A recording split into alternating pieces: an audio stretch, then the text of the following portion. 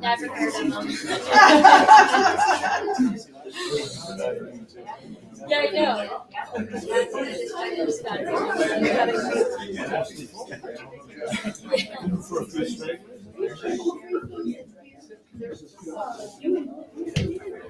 a good job of getting everybody in here, didn't I? The call of air conditioning is a big part of it. Please let me know when you're ready. Ready? All right. Wow, I love this. Hi, everybody. My name is Jill Keenert. I'm the campus director here at Reef Environmental Education Foundation in Key Largo. It's delightful to have all of you here tonight. I was just saying we're a little uncertain about the turnout because of the heat and school starts tomorrow and it's August. And I think our speaker has some connections in the community that have brought some people out. So if you're first time to Reef, welcome. And we hope you'll enjoy this program. Just a few announcements before we get started. Does this work? Yes. It's a big week for us. In case you didn't know, the Lionfish Derby is happening this weekend, starting already with some events this week. We've had some collection and handling workshops. And the last day to sign up to actually participate in the Derby is Thursday, which is 2 days from now. We'll be having a captain's meeting, which is mandatory in this room. So if you want to have a team, you need to sign up and get your captain here for Thursday. I think the weather's going to be okay. I think there's sadly a good number of lionfish out there. This is a traditional event that we have every year, and we're really excited for it. 2 events as part of that I especially wanted to, if you're not going to be on the team, or even if you are, we have 2 special events this weekend on Saturday afternoon and evening at the Florida Keys Brewing Company in Isla Morada. We're calling it Invaders on Tap. So there's going to be some games and some music, lionfish tastings. It's going to be really great, and not our usual postcard in program. If you're familiar with that, they're not open for business in time for us quite this year. But that's going to be a lot of fun on Saturday. Please come out for that. And then on Sunday, we'll have the weigh-in and awards ceremony, and that'll be right here on campus in Key Largo. So I personally have not been to one of the check-ins yet, but I'm excited to see there's prizes for the biggest fish and the smallest fish and a live fish. And there's a whole bunch of different prizes. So it should be a lot of fun and interesting to see. That's on Sunday from 10 a.m. to 2 p.m. Also, some of our community partners will be have booths and things here. Next slide is about needing divers. We always have such a great community of recreational divers that are members of Reef. And so we want to help us get more data. The Fish Survey Project is amazing. This is a kind of a new take of that to help get data on the size of fish that are important in fisheries managements in particular. So if you're interested in doing any of this, next week there'll be a number of dives that you can take part of. So it's really fun. It's basically shooting a laser at a fish and taking a picture of it. So it's like for science. So it's really, really cool. And then a little bit further down the road in October, our Reef Fest 2024 is coming up. There'll be seminars, outdoors activities, diving, snorkeling, kayaking, a lot of social events here on campus, and lots of great things to do. Registration is open for that. If you haven't taken part in that yet and you're here in the community, I really encourage you. The speakers are outstanding, especially this year. We've got some world-class marine scientists coming to talk about their work, and one of the main themes is how citizens, normal, everyday people can also contribute to that. So please mark your calendars. Right here in Key Largo at the Murray Nelson Center is where the seminars will be, October 16th to 20th. Registration is free, doesn't cost a thing. Great. So then we want to say thank you to our interns in particular. Are they in the room? Okay, hold your applause. Hold your applause. They'll be here soon, but this is their last evening. Our summer intern season is drawing to a close. So we want to, maybe at the end of the program, we'll make sure to give them a big round of applause for that. We also want to say thank you to our volunteers, as always, to making sure that we have drinks and food and lots of many other things. So we've got Marta and Paul here, and Nancy in the back, and Jane, and David, and Fred, and even Glenn. Glenn's working toward his merit badge. That's my husband to get his volunteer.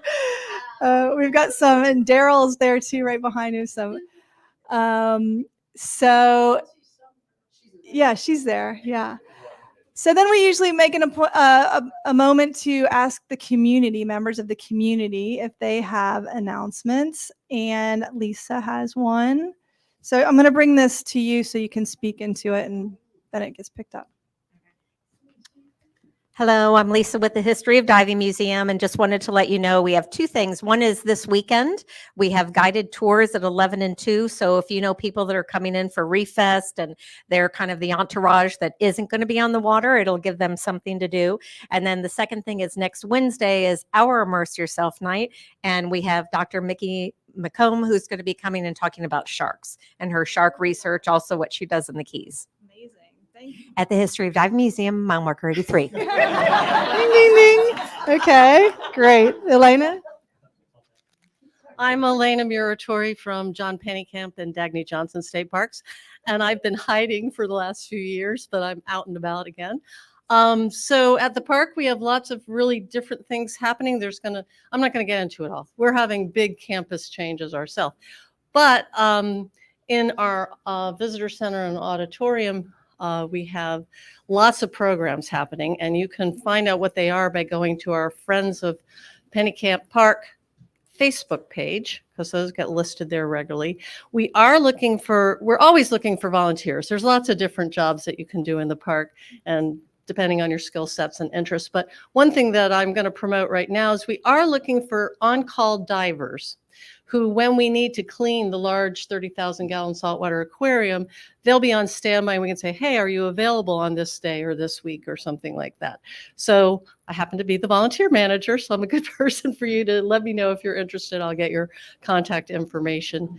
And there's more, but thank you. Okay. Thank you. So glad to have you here. You got one? Yeah. Hi, everyone. I'm Chandler from Coral Restoration Foundation.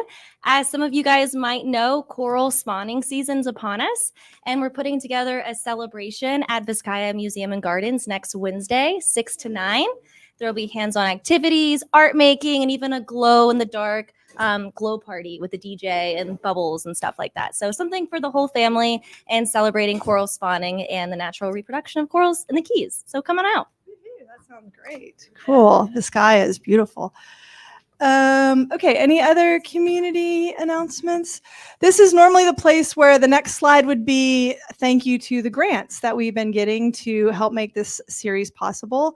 I'm happy to say we've fulfilled all of our obligations for all of those grants. So I don't have a specific grant slide to say thank you for it, but just to let you all know that that is a very important part of keeping our community robust in that way. And we're very grateful for that contribution.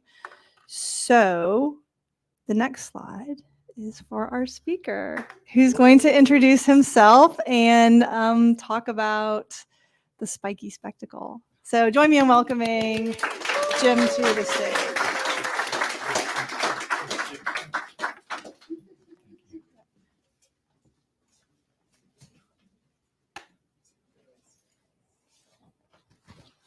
All right.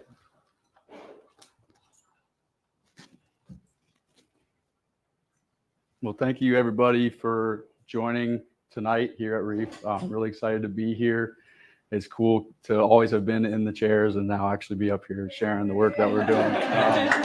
But I really appreciate you all spending your evening with us today. And thanks to Reef for hosting this really cool thing. So my name is Jim Brittsan.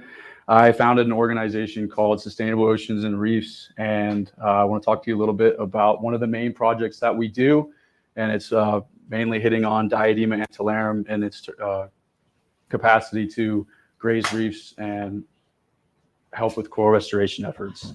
So a small introduction in terms of we're like I founded this in 2020. Small group of people. It just started with just me. There's a few contractors that help, and it's mostly volunteer based. But the reality of it was I knew that there was this huge die out of Diadema in the early 80s. And I noticed that there wasn't a lot of direct restoration attempts going on in the Florida Keys at that moment. In 2020, that is. So anyway, I really thought I want to do something about this, and they basically had to get my own boat and stuff, own permitting eventually. But yeah, so bear with me as we talk about spiny sea urchins today. Okay, so what are they and why are they important? They're a keystone herbivore. For those of you that don't know, I guess what Diadema are, or what they like once were in prevalent numbers, they're the long spine ones. They're not the short echinometra ones that you'll see closer to shore. You can really distinctly notice them by their long spines.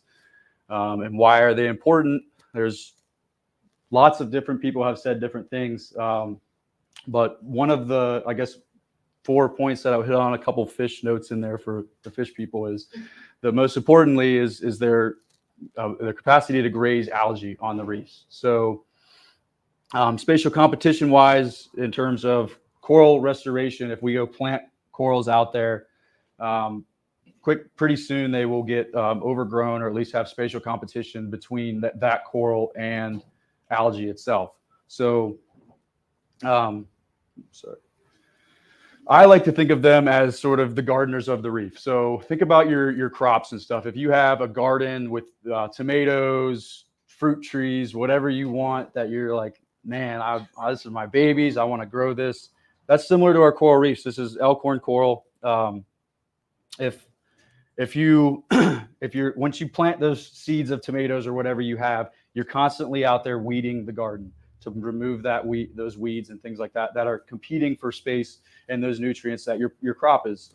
So Diadema actually graze around the corals, promoting that spatial growth for that coral. But more importantly, they actually graze, cleaning that substrate for new sexual coral recruits or sponges or just other organisms like more Diadema or just invertebrates itself. So that's kind of like a very big point in terms of coral restoration itself.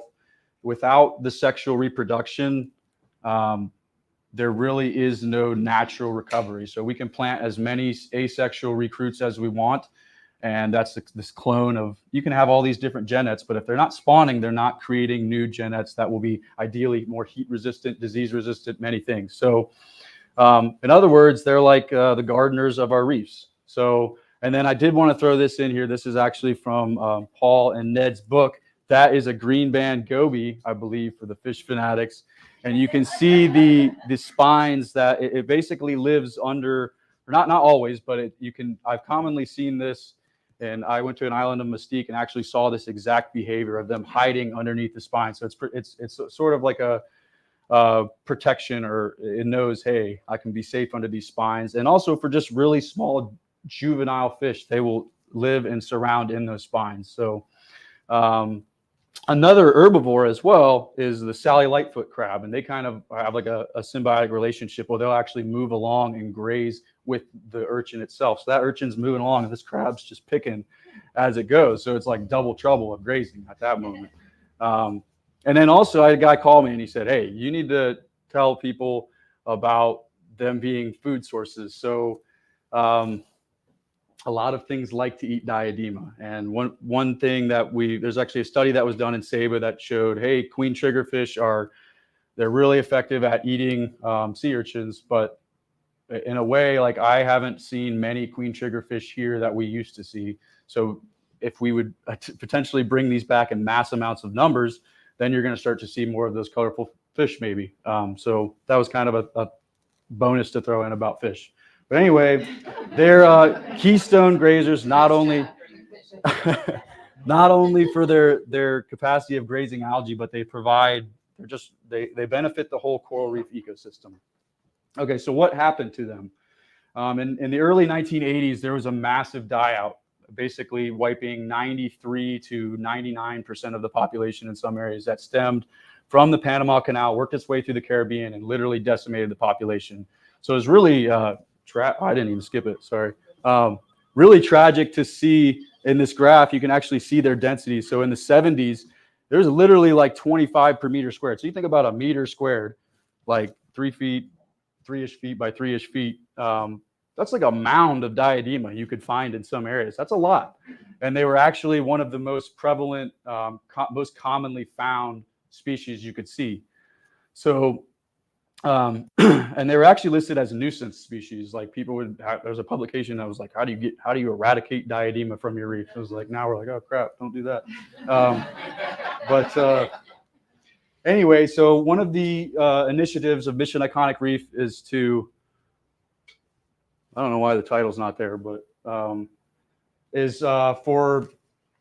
phase 1 is to increase coral cover by 15%. And part of that initiative is also to increase or reintroduce algal grazers. And one of those grazers is Diadema antillarum. And with that, like said, it's not one of the, some of you guys may know of him, but Martin Skip Moe, he actually did a lot of the initial pioneering work down here in the Florida Keys. Really great guy, just kind of started it. And I was like, hey, I like him. He's got a passion. He kind of wants to just make this place better. So I think I learned a lot from a couple people that are down here, but he was a guy that really guided me a lot in the beginning. And basically to sum up what he's saying is you can't just, it's not, coral reef restoration is not just planting corals, it's a restoration of the whole ecosystem. So if you just continue to put out coral, as we've seen, it's not really working as much. And obviously there's so many different factors besides just herbivory, but if we can start to reintroduce or scale up those other components of a coral reef ecosystem, it'll have a lot better chance at having success. So that's Diadema history. And do we know what caused the huge? So in 1983, they can't correlate it. Yeah, so let me keep going. So basically you see it comes back up, and then it drops down again. And then most recently there was in 2022 another mass die out of them, and that was attributed to a ciliate. That researchers actually, contributed that whole die out to that, and all these samples were sent to this lab, and they said, hey, this is testing positive for this same ciliate. They can't correlate that because it's just 40 years ago at that point, so you can't really say it. But anyway, that was most recently what happened and wiped them out. But I luckily didn't have any. We didn't have any of those issues in our nursery in the Keys, so that was kind of encouraging. So what you see now, I don't know where the titles are. It says Change in Reefs. Unfortunately, what you see now is what was most predominantly coral cover is now macroalgae cover, and you can see the Diadema there cleaning around this orbicella, and how actually the substrate looks clean. And basically, within days of that die out, there were scientists out there observing this. Hey, this is not looking good, and they started switching and basically increased from coral cover to now predominantly macroalgae cover. And like I was saying before, it kind of chokes out all your coral, your crops in your garden. But additionally, it also inhibits coral settlement, sponge settlement, other organisms, more Diadema settlement. So it really negatively affected the whole reef itself. So I reached out to Martin in the early, or I guess it was like 2020 at the beginning. And I was like, hey, I'm intrigued. I really want to get into this. How do I, what is going on? He said, well, I've done a lot of initial pioneering work in a lab-based setting, and I passed that information on to the University of Florida. And he said, or there's something you can look into called settlement collectors. So I dug into a lot of the literature on that and basically found that that's something that I could actually do versus having a big land-based system, especially in the Keys. The real estate we know is really expensive. So this is something that was relatively low cost, scalable, and I thought this is something I want to see if we can start collecting urchins from. So this is one of the 3 sources that we actually receive our urchins from. And we did this, it first started out actually, this was actually a settler that I collected from just off Tavernier in 2020 in the Reef Renewal USA nursery. They graciously let me use their nursery to put these settlement collectors out, which was huge. Anyway, that was like, hey, we have urchins here. They're still settling. We can see them. So that gave me fuel on the fire for the passion to go, okay, can we scale this up and start looking into more things? So a little bit more background on their larvae is actually have a planktonic stage where they basically are planktotrophic. So they float along. They look like an antenna on your TV. It's literally like this. That's their larvae. And they can drift through the water column for 30 days and in lab-based systems up to 90 days. So you could travel some significant distance if you're a larvae through currents, eddies, different things like that. So potentially these larvae could be coming from the Tortugas, Cuba, way far out there. I'll get a little bit more into the genetics of that later, but they can go a long way anyway. So basically we scaled up the collectors from these initial little tiny settlement collectors to these 2 foot by 1 foot, and we tested 3 of the different methods that people were using to collect their sea urchin larvae. And this is egg crate, which was actually used in the just after the die out to see, hey, are these urchins still settling? There's another method that's astroturf, basically like a doormat collector that people use in Puerto Rico. She's done a lot of pioneering work. Her name's Stacy Williams with settlement collectors. And then there's biofilter balls, which have also been shown to be pretty successful. And in terms of collecting sea urchin larvae, they were all putting out these settlement collectors, all these other organizations, putting out these settlement collectors, and then they would take them back to land and kind of comb through them. And when I was up at 2 a.m. looking for the first 6 urchins, I realized I can't feasibly do this alone. This is going to be, I'm dying. I was just I was really tired. But so I thought, hey, I want to try and see if we can do this in the water and just keep it all in situ or in its natural environment where it's coming from. So I wanted to look and kind of use the egg crate because it was white. The background is white too. And then you have this green astroturf doormat and you're spending hours literally with 6 other volunteers looking through these. I wasn't about that. But then the same with the bio balls. They're using these green bio balls. It's not fun.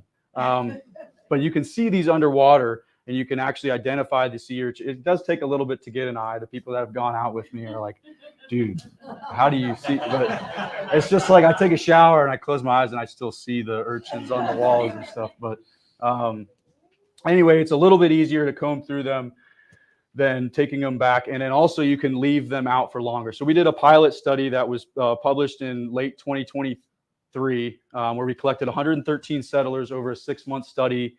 And it was just from 6 settlement collection lines. So we compared, or it was 7 settlement collection lines, but only 6 of them were comparable for data.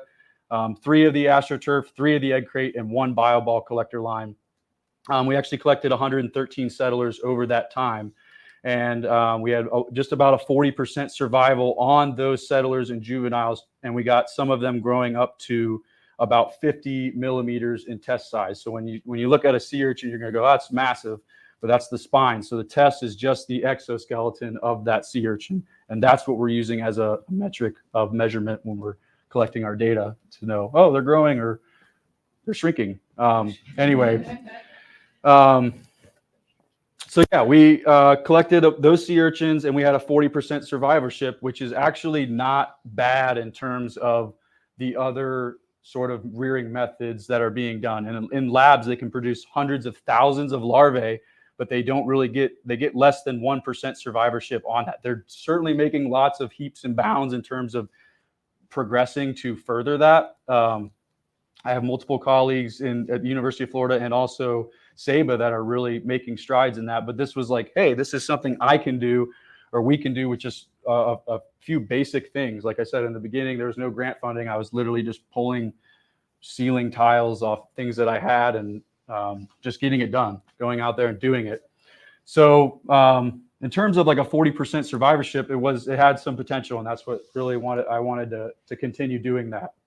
So we're really now looking this past, I guess, June. Right here, you can see it's kind of a lousy picture, but there's 81 juveniles in that container, and that was just from 1 month. So it was 9 settlement collection lines. They were all egg crate this time, but still, it was kind of really encouraging to see if we could scale these settlement collectors. We could actually get if you had, like, let's say you just extrapolate the numbers, you have 100 collectors, you're talking almost 1,000 urchins just from that settlement collector nursery or whatever you have. But to note that they have settlement seasons, so it's not like year round you're pumping out serious numbers on these collectors. It's like the early or late spring, summer months, and then early fall, they're actually settling more so, and then the winter, the settlement kind of drops off. So if you can strategically put out these collectors, then you can kind of bolster those populations and then grow them out. Or if you have streamers on the reef, then you can increase populations in that area. But anyway, that's kind of briefly describing the settlement collectors, the nursery. Got a question? Do you know yet whether they're affected by the hot water like the corals are? Yeah, so it actually is like there's a disease. I will talk briefly about that in a later slide, but yeah, so in terms of scaling this, here is a video of a volunteer that I had come out with me. I don't know if this is going to play. Maybe I push that button. Usually point it at the computer. Point it at the computer. Point it at the computer, whatever your This computer one's is. not hooked though. Yeah. Motion, that's right. There it goes. There it So, okay, I've tried loads of things to really make this like try and scalable. So basically in terms of Diadema, like settlement, they stopped settling once the fouling because so great. So that's kind of like when we saw the change in the reefs, you would stop seeing successful settlement of coral larvae, sponges, or not as much of it. And same with Diadema, their settlement actually drops off after about a month and a half of fouling. So you really need to get out there, similar to a coral tree where people are out there cleaning these structures. And I've tried literally high pressure air, just a brush, a power washer on land, you name it. I've tried a bunch of different things to really figure out, like, can we clean this? And actually the power washer was really effective and actually not that bad. A lot of people that like cleaning really like doing it. And it doesn't, that he was getting really down into like pristine clean, but you don't have to get that clean. Little like Diadema want to have a slight biofilm, but not too much. So it's like a give and take relationship in terms of fouling and the settlement of urchins. So right now we have 12 settlement collection lines just in the one nursery, and we're really trying to scale that to see, okay, we can now get maybe 1,000 urchins just from that one spot, or if you split that up and have them in different areas, you could get some more numbers. So to talk a little bit more about settlement collectors, That's noisy too. it's not that bad. It's really not that bad. The water and it was super noisy. The power washer? We were cleaning. That's what I brought over. We were Okay. cleaning. Yeah. I don't think it's as bad as like a pneumatic hammer or something, but anyway, it wasn't just like Diadema we were collecting from the settlement collectors. So we actually collected a total of 6 different species. So that's the Echinometra species, Eusideris, so the pencil urchin, pincushion urchin, and also Trypnustes. A lot of these other species don't graze as much algae as Diadema, but it's still like important to note that these were like just really easy to grow in comparison. And also if we have like another mass die out, maybe don't put all our eggs in terms of Diadema. You can look into other species too. And they're a lot easier to grow. Like you can talk to an aquaculturist in a lab and they'll say you can grow these very easy. And I confirm that. You can literally just put them in a 5-gallon bucket and come back 2 months later and you're like, all right, great, it's bigger. It's doing good. Like, so, yeah, it was really easy to grow comparison to Diadema, but also other grazer species. So I've also collected some of the Mithrax spinosystemus or Magui Mithrax spinosystemus, the new name for it, and some other the emerald crabs like Mithrax, smaller Mithrax crabs that actually graze algae as well. So now you don't really have to, you can start to branch out into other grazers, and there's a lot of potential just in terms of settlement collectors. Like they settle on anything. So it's kind of finding a good device that will work in situ or in water that you can scale, that is also just easy to work with. That's kind of like how coral stuff started out, what works, and then evolve from that, innovate from that. So anyway, now that you have the urchins, what do you do with them? So this is kind of like the novelty, I guess, in terms of what we really started looking into. We actually started the first like grazer nursery in water that we know of in terms like North America. I don't know of any other organization that is doing this. It's all on land or was mostly just for like research, and we're really trying to scale it to see what works. So like I said in the beginning, it was a lot of just whatever I had around the house. I didn't have money to do this. So we tried a lot. It was kind of a good trial period to try different things. But anyway, you get into the different deployment methods. You can look at bottom mounted cages, similar to a coral nursery cinder block. Storm comes by, cinder block blown over, corals smothered in sand, cage on the bottom, cage gets covered in sand, urchins are buried. Doesn't work. Suspended off the bottom, which is kind of what you can see here. It's about 2 feet off the ground. Basically, I learned a lot of lessons not to fight Mother Nature in terms of this. You have to work with her and find what works best. So you can literally see after a storm, this influx of sand that moves, just constantly changes and moves 2 feet up. Now the bottom of the cage is still covered. The urchins can crawl up, but it still is just like a rigid structure that's trying to withstand all of this surge. So they're still out there, but we haven't had a major hurricane really come through. So I don't want to put all my eggs in that basket either.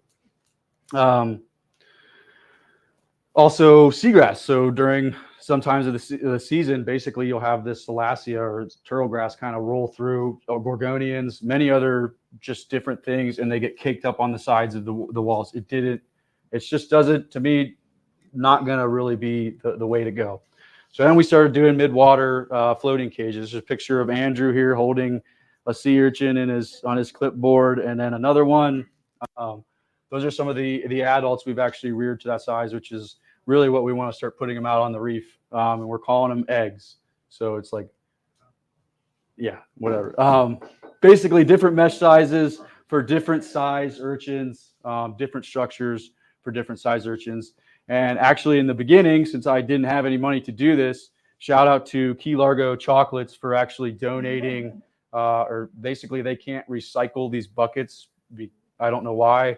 And then Florida's recycling, I think, is a joke anyway. But basically we just tried to use more sustainable material. Let's use something that we have and find if it works or not. So you literally just cut a porthole in the top and the bottom, and had pretty good success in surviving the really small settlers. But you eventually need to move to larger mesh sizes, allow for more water flow, give them higher or basically more space to move around in so they can graze on different things.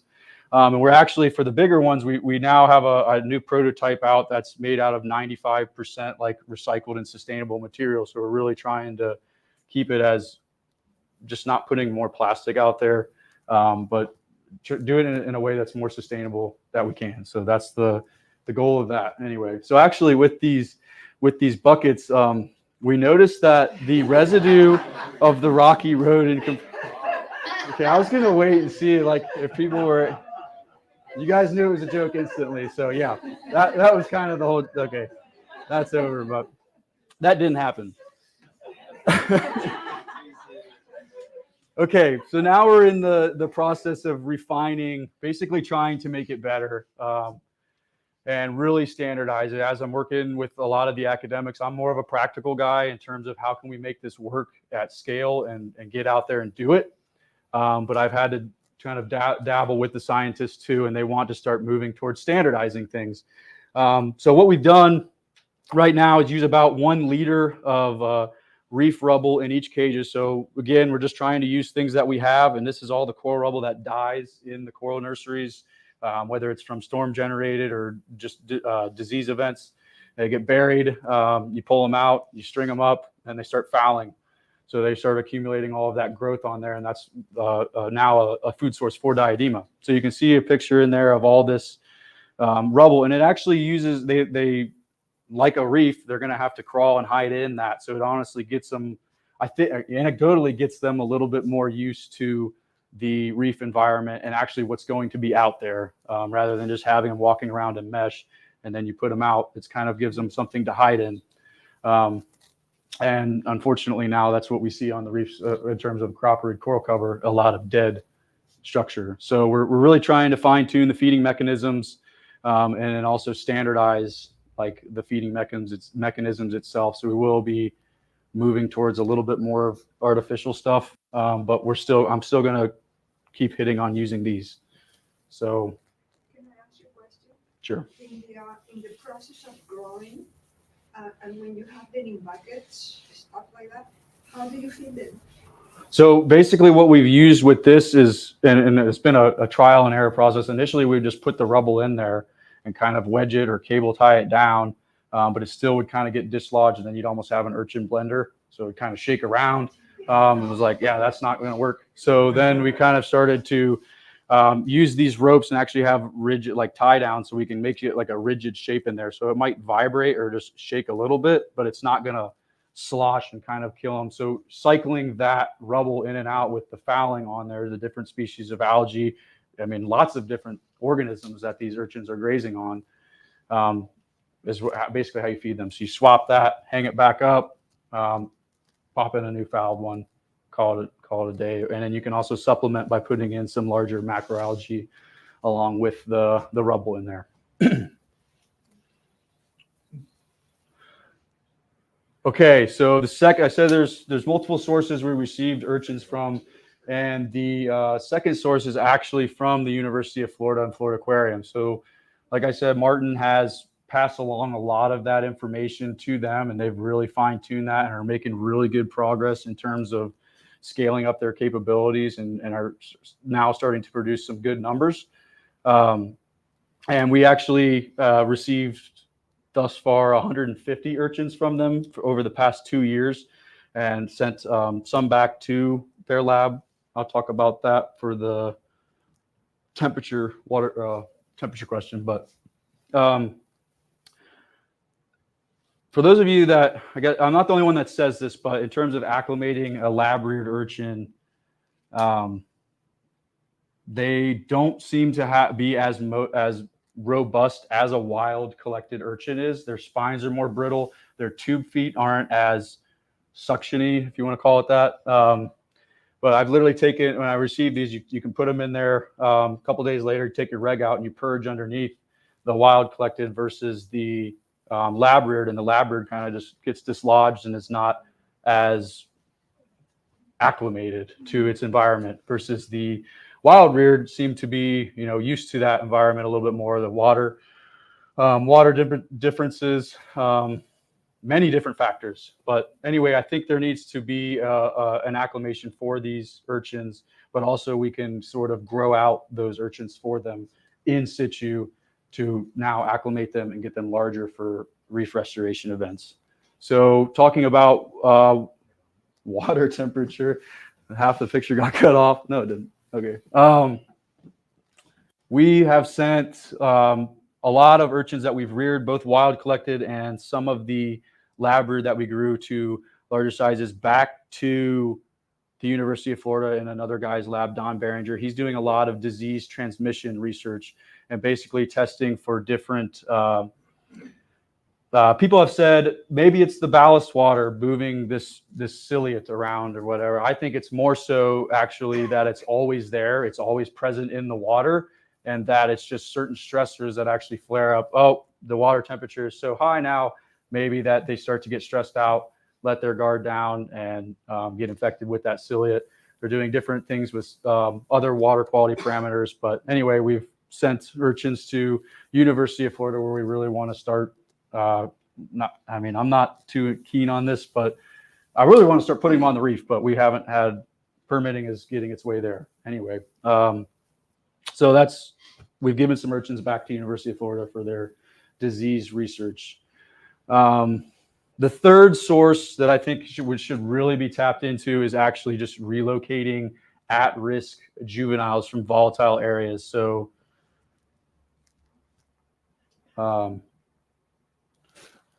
nice.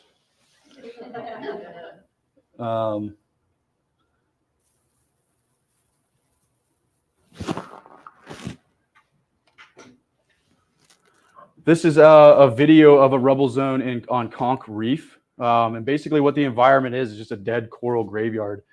It's very, just looking at it, it's very unstable. You can see how it's a lot of the growth there's some growth, but a lot of it is barren and white.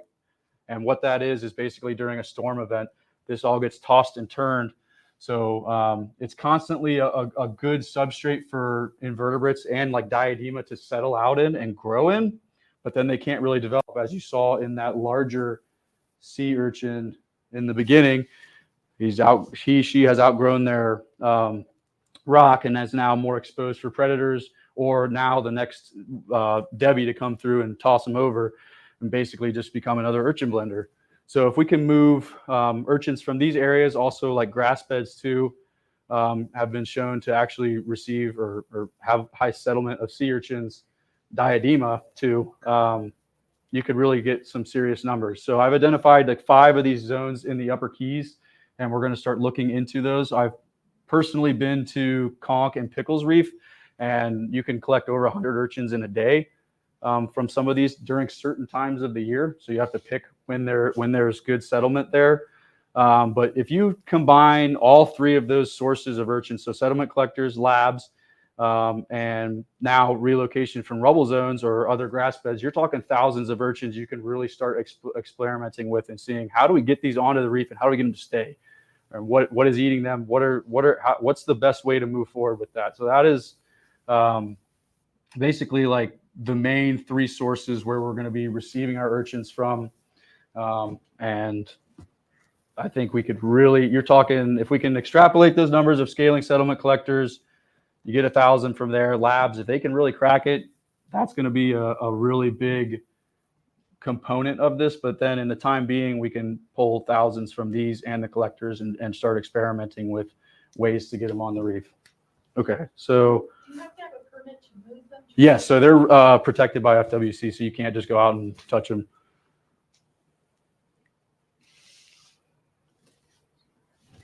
We got low battery.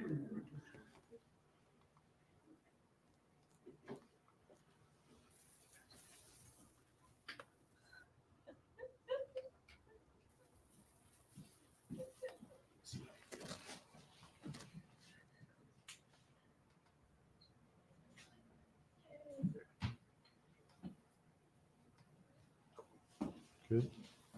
Okay, so yeah, with all those urchins, we really need to start starting to explore, because there's been lots of reintroduction methods or tests done in the past, like saying, let's put out, Martin and Ken did this in the mid-2000s, let's move thousands of Diadema, and basically you didn't have almost little to no success in terms of getting them to stay. The lab reared folks have put out 200 urchins, and like the Middle Keys, they lost those within like a day or 2, something really not good. But anyway, unfortunately now we see what was once live coral cover looked so good, it's all dead now, but it's still nevertheless structure that we can put urchins onto, or grazers in general, in hopes that they'll stay around there and kind of also just provide clean substrate for new organisms to settle.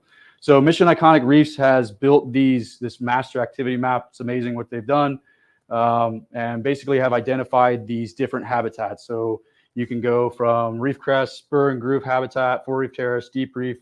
And basically, if we can start looking into different assemblages, so if we put 100 urchins onto the spur and groove habitat, It had about this structural complexity, and compare that to 100 urchins on the deep reef that had this structural complexity.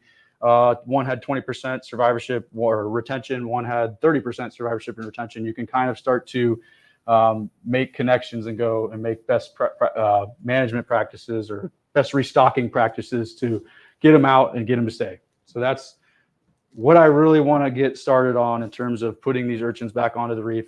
But we've not been able to do that since like 2022, just in fear that we'd spread disease. So I think at this moment, we really need to move forward and keep doing this because it's going to take years for us to figure out good ways to put these on the reef. Okay.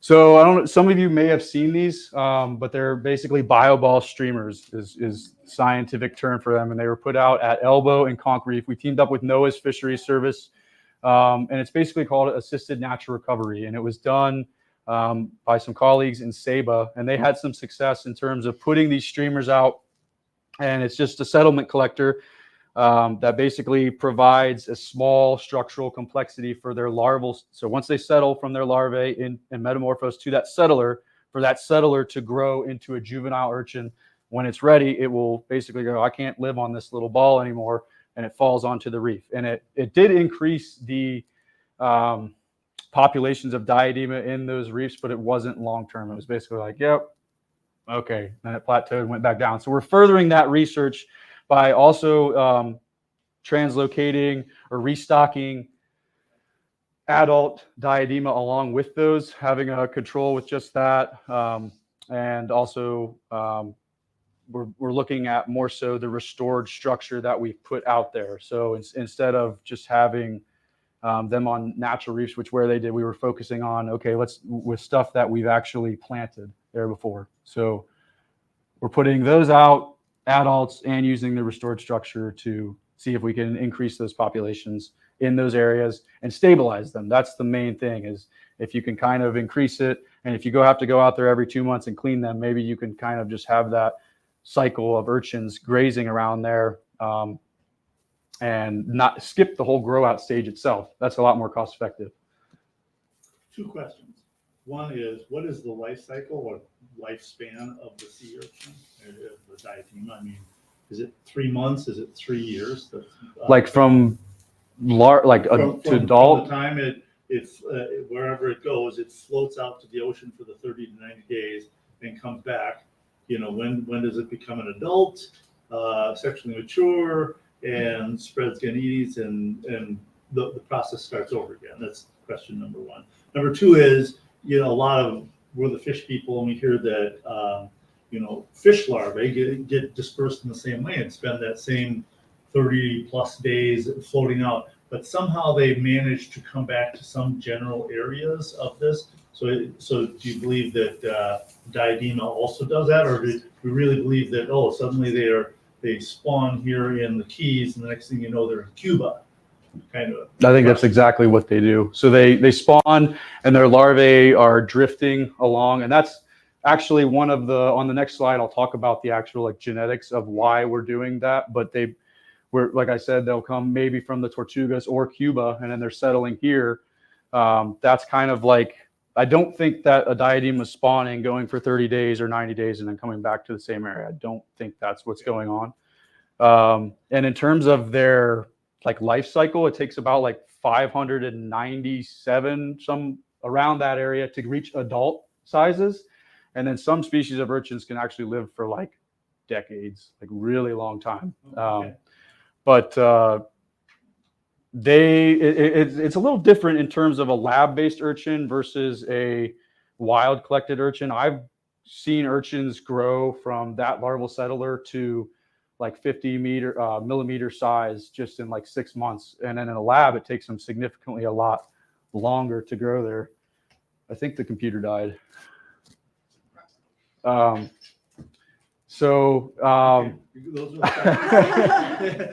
to kill your computer. No, this is mine. I could show it. I could hang it up for everybody. Anyway, okay, let me try and just hold this or something. Yeah, if we can restart that, or should I continue on?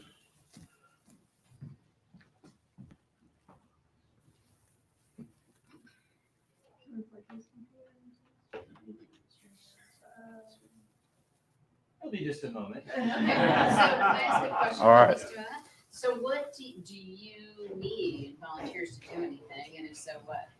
So I think right now I do have a little volunteer slide.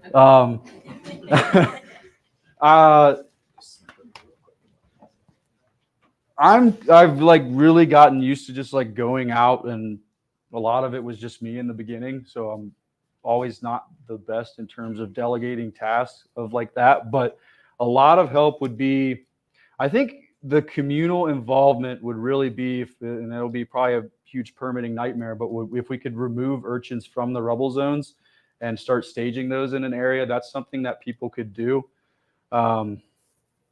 Cleaning the settlement collectors, if you ever want to try a power washer underwater, you can clean those. That's cool. And then just in terms of once we really fine tune that rearing methodology, and I think it'll just be kind of moving and going into the nursery, similar to a coral nursery. Have you ever been to a coral nursery? So there's always cleaning to do. And I know AGRA actually has something, if you can report for disease sightings of Diadema on a reef, that's always something people can do to go out. And then in terms of land-based stuff, I do have like building those grow out systems itself, or those staging materials. That is always helpful. Yeah, get Key Largo chocolates. They're great. I like that guy. He's cool. Pick up buckets. I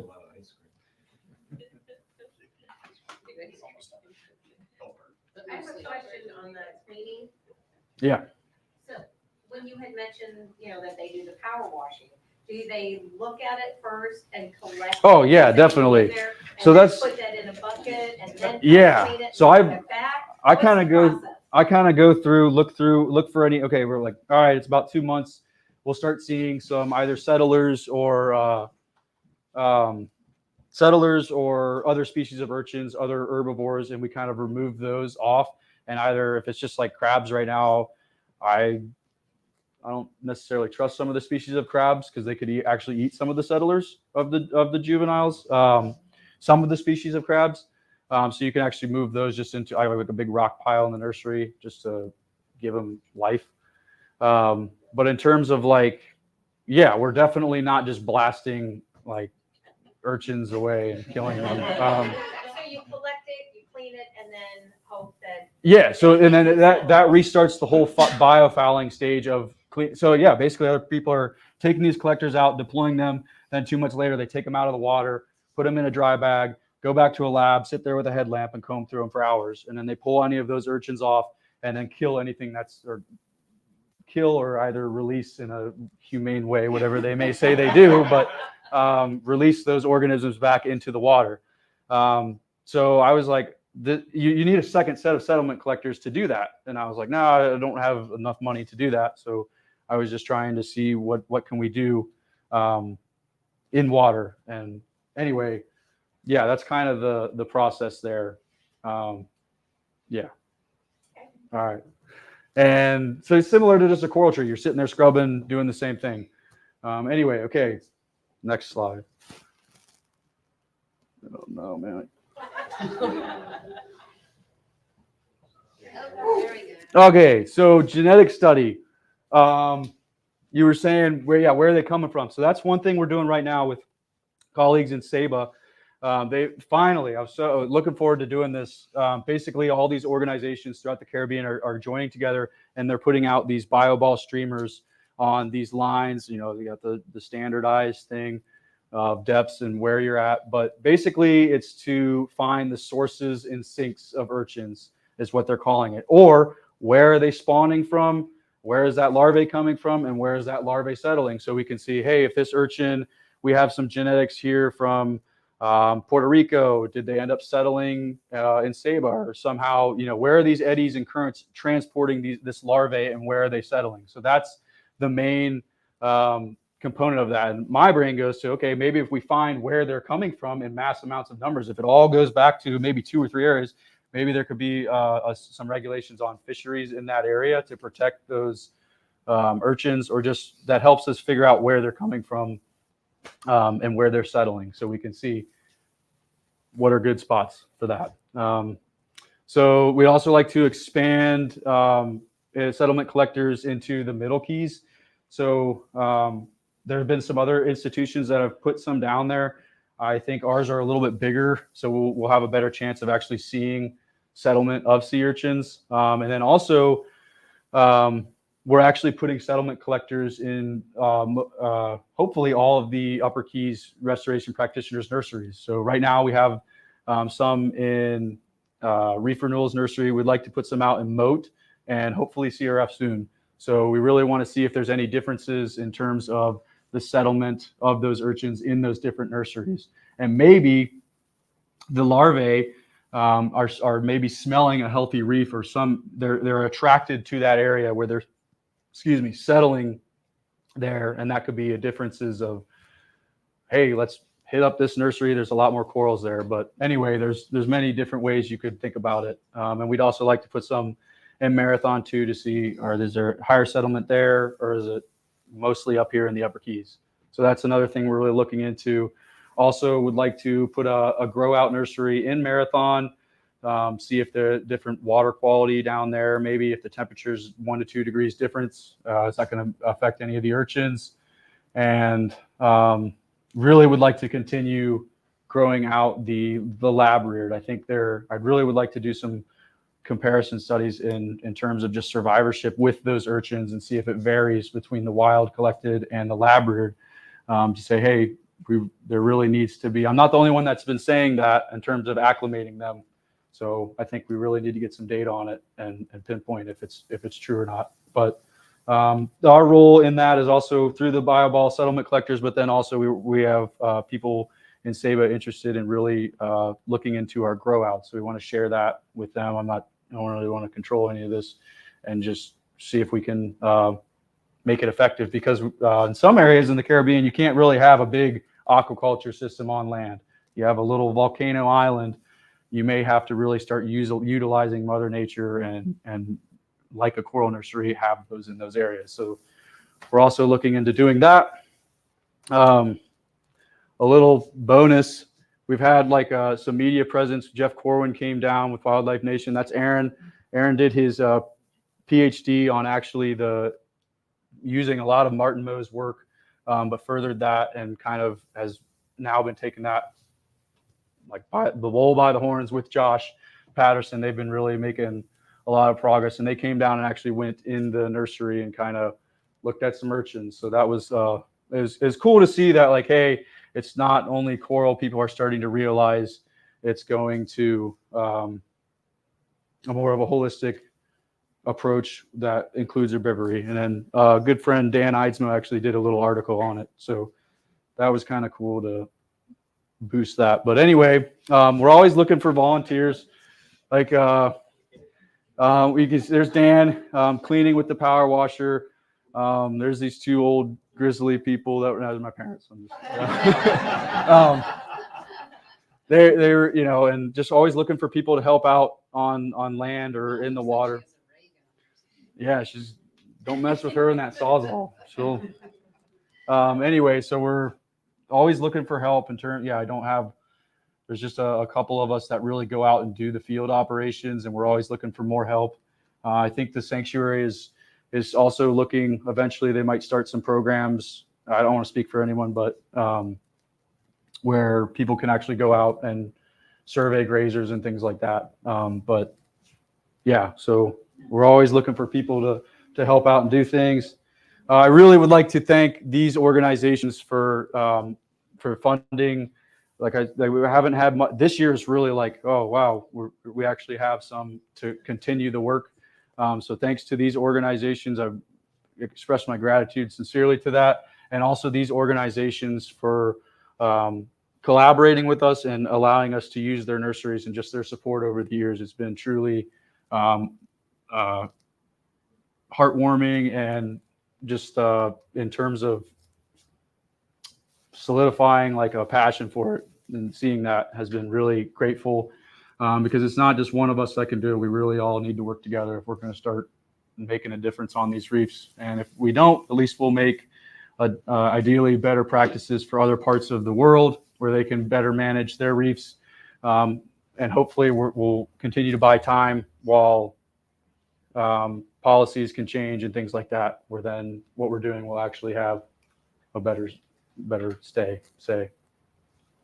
That's pretty much it. I think I'm on to references and questions now. So.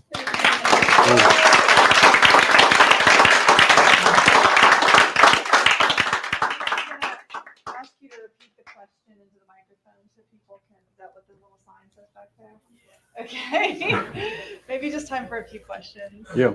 How do they know where to settle? Is it a chemical thing that I mean, you said they drift, obviously. Right. Like other seahorses know that drift, but they can't hear, or they don't hear, oh, this is a healthy reef, it sounds great, it's the party, let's go settle here. You know what? In a lab, they actually did Repeat the question.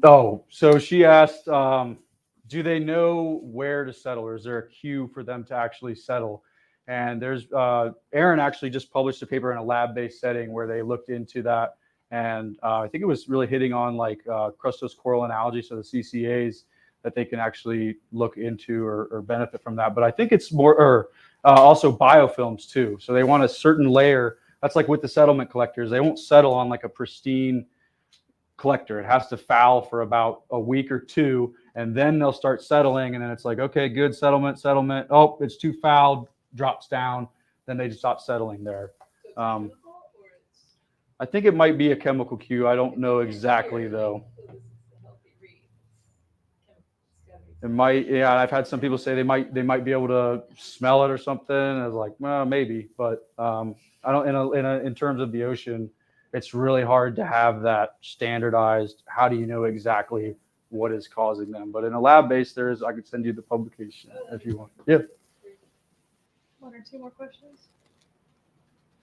So, we saw in the beginning the slide that shows what the amount of urchins there are here. How do you collect that data? And number two is, would it be helpful to have citizen scientists like reef surveyors also add sea urchins to our reef surveys to see Yeah, we could collect data that tells you, because if you start to become successful, one would think we would start to see them more, and maybe a citizen scientist reef could help out with that. Yeah. So the question was, can citizen scientists help monitor basically populations of before they were introduced to the reef and then after, or right? That was basically the question, or just natural populations on there already. So I know that, it was on the actual study slate before, but I think it's removed. I think that's a great idea. People to go out. I mean, you could see the long spines. I know the Mission Iconic Reefs monitoring team actually goes out and does grazer invertebrate or reef grazer surveys on the iconic reefs. So not all of the reefs, but they actually will go out and categorize, as a whole sheet of different crabs, urchins, etc. And I don't know if they're going to do that post outplanting, probably as it continues to go. But really need to see, is it working? What's the retention of these, survivorship, and hopefully those different habitats you can start pinpointing. Yep, good structural complexity, this size of urchin, this density, that can kind of work. So that's hopefully a way forward there. I had two questions for you. So the first one is, these long-spined sea urchins, how do they fit into rubble and small areas? Do they have to fit into holes that are bigger than them, or can they move their spines to? So the question was, how do they fit into different structural habitats, or basically if you have, a big urchin is not going to shrink into a smaller. There's actually a study done that actually showed that they can actually shrink their exoskeleton. This was done in like the 80s, but it's not like dramatically, and it's due to like low nutrients. So like they don't have enough algae, so they shrink. But they're not just going to be like Mr. Stretchy or what is that Fantastic Four guy that can like Elastic Man or whatever. They're not, but they can fold their spines down and actually like crawl under things. I know Stacy has done some work, and she was like I've literally seen this urchin just lay its spines out and like crawl under stuff. And that's why like the egg crating is kind of a favorable habitat for them to grow out or develop in, it protects them from predators, because they can kind of just hide in that little cubicle, and then all their spines are directly out, so the no really fish can get in there, and bang, gone there. Yeah. So bigger sea urchins cannot get in. Yeah, they want to have a sizable hole for their test diameter. That's very cool. And then the second question was, how do you measure their growth rates? Do you tag individuals or do you just do groups? So the question was, how do you measure growth rates? Tagging them, it's really hard to tag them. People have tried many different things, putting a bead on there. Some people have shoved pit tags up inside of them. I think that some of it they would poop it out, or they would just, it's in there. And then I actually know of a study that was done in like the 80s where they actually used a surgical tubing and kind of cut that in half and fit that over the spine. They had a retention rate of about 2, maybe 3 weeks max, which is okay. It's not terrible. We might be able to start tagging them and seeing. That was kind of a study done. What's their radius of grazing at night? They'll go out at night and graze and forage, and then they come back. It's actually how you'd identify patch reefs and stuff, was these big grazing halo rings. You go, well, that's a reef or something. There's a structure there for Diadema because there's so many of them. Does that answer your question? Yeah. Okay. Thank you very much.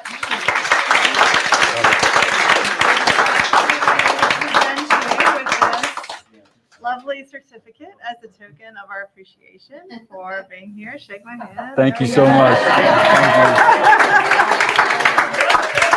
Thank you. And Thank I want to, because our interns are here, I want to say, give a chance to give a round of applause to Jasmine. Okay, here we go. There's Sydney and Jasmine and Annie and Diana. Could you all stand up and wave?